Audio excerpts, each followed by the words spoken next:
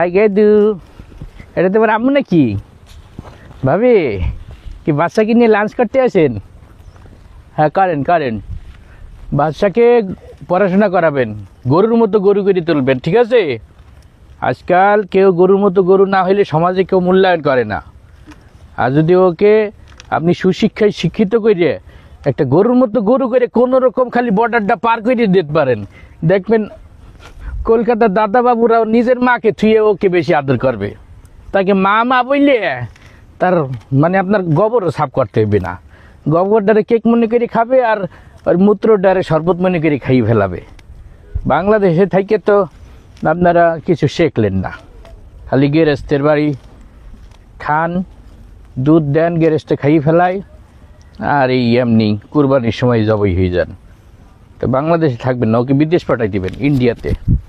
দেখবেন যে ও পরবর্তীতে জননী হয়ে ফিরে আসছে। ঠিক আছে ভাবি, পরামর্শ যা দিয়ে একটু মনোযোগ দিয়ে শুনেন।